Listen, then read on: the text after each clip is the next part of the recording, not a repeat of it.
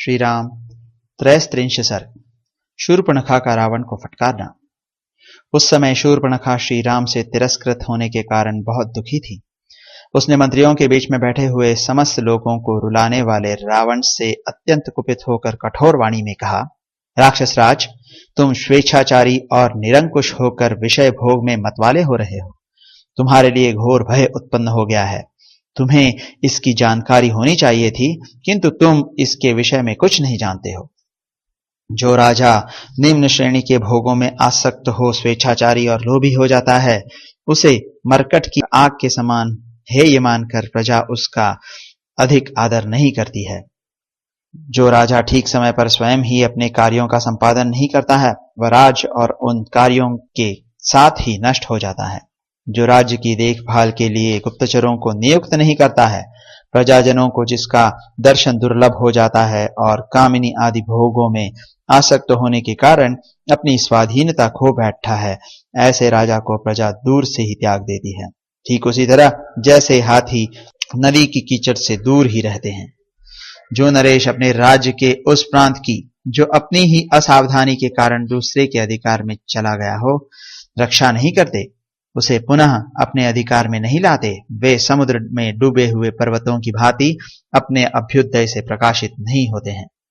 जो अपने मन को काबू में रखने वाले एवं प्रयत्नशील हैं, उन देवताओं, गंधर्वों तथा दानवों के साथ विरोध करके तुमने अपने राज्य की देखभाल के लिए गुप्तचर नहीं नियुक्त किए हैं। ऐसी दशा में तुम जैसा विषय लोलुप चपल पुरुष कैसे राजा बन रह सकेगा। राक्षस, तुम्हारा स्वभाव बालकों जैसा है। तुम निरे बुद्धिहीन हो, तुम्हें जानने योग्य बातें भी ज्ञान नहीं है। ऐसी दशा में तुम किस तरह राजा बने रह सकोगे। विजय वीरों में श्रेष्ठ निशाचर पते, जिन नरेशों के गुप्तचर, कोष और नीति ये सब अपने अधीन नहीं है, वे साधारण लोगों के ही समान है। गुप्तचरों की सहायता से राजा लोग दूर दूर के सारे कार्यों की देखभाल करते रहते हैं, इसीलिए वे दीर्घदर्शी या दूरदर्शी कहलाते हैं। मैं समझती हूं तुम गवार मंत्रियों से घिरे हुए हो, तभी तो तुमने अपने राज्य के भीतर गुप्तचर नहीं तैनात किए हैं। तुम्हारे स्वजन मारे गए और जनस्थान उजाड़ हो गया, फिर भी तुम्हें इसका पता नहीं लगा है। अकेले राम ने, जो अनायास ही महान कर्म करने वाले हैं, भीमकर्मा राक्षसों की 14,000 सेना को यमलोक पहुंचा दिया, खर और दूषण के भी प्राण ले लिए, ऋषियों को भी अभयदान कर दिया तथा दंडकारण्य में राक्षसों की ओर से जो विघ्न बाधाएं थी, उन सब को दूर करके वहां शांति स्थापित कर दी। जनस्थान को तो उन्होंने चौपट ही कर डाला। राक्षस, तुम तो लोभ और प्रमाद में फंसकर पराधीन हो रहे हो, अतः अपने ही राज्य में उत्पन्न हुए भय का तुम्हें कुछ पता ही नहीं है।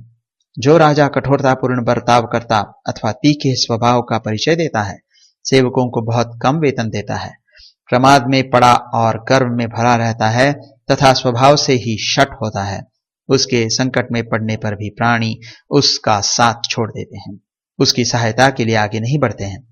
जो अत्यंत अभिमानी, अपनाने के अयोग्य, आप ही अपने को बहुत बड़ा मानने वाला और क्रोधी होता है, ऐसे नर अथवा नरेश को संकट काल में आमित्य जन भी मार डालते हैं।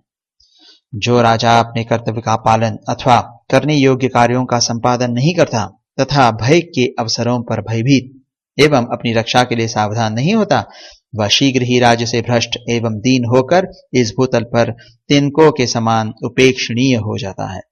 लोगों को सूखे कांटों से, मिट्टी के ढेलों तथा धूल में भी कुछ प्रयोजन होता है, किंतु स्थान भ्रष्ट राजाओं से उन्हें कोई प्रयोजन नहीं रहता। जैसे पहना हुआ वस्त्र और मसल डाली गई फूलों की माला दूसरों के उपयोग में आने योग्य नहीं होती, उसी प्रकार राज्य से भ्रष्ट हुआ राजा समर्थ होने पर भी दूसरों के लिए निरर्थक है। परंतु जो राजा सदा सावधान रहता, राज्य के समस्त कार्यों की जानकारी रखता, इंद्रियों को वश में किए रहता, कृतज्ञ मतलब दूसरों के उपकारों को मानने वाला तथा स्वभाव से धर्मपरायण होता है, वह राजा बहुत दिनों तक राज करता है।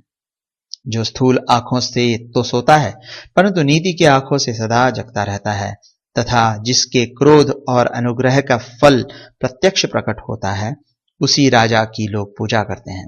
रावण, तुम्हारी बुद्धि दूषित है और तुम इन सभी राजोचित गुणों से वंचित हो, क्योंकि तुम्हें अब तक गुप्तचरों की सहायता से राक्षसों के इस महान संहार का समाचार ज्ञात नहीं हो सका था। तुम दूसरों का अनादर करने वाले, विषयासक्त और देश काल के विभाग को यथार्थ रूप से न जानने वाले हो। तुमने गुण और दोष के विचार एवं निश्चय में कभी अपनी बुद्धि को नहीं लगाया है। अतः तुम्हारा राज्य शीघ्र ही नष्ट हो जाएगा और तुम स्वयं भी भारी विपत्ति में पड़ जाओगे।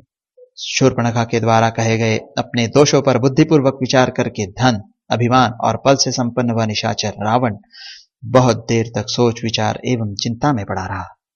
इस प्रकार श्री वाल्मीकि निर्मित आर्ष रामायण आदि काव्य के अरण्य कांड में 33वां सर्ग पूरा हुआ।